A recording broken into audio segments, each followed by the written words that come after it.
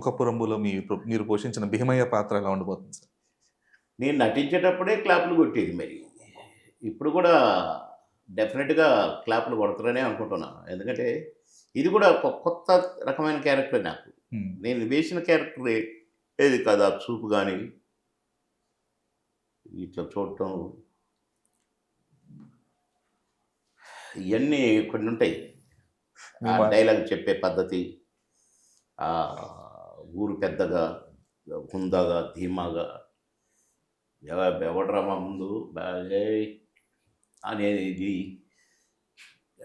అందరూ అసలు షూటింగ్ చూసేటప్పుడు భలే చేస్తున్నాడు ఆ బాబుమోహన్ గారు అని నా సాటి నటులే మెచ్చుకుంటారు. సార్ మీరు అట్లా చూస్తే మాకు భయమైంది సార్ ఇట్లా అని.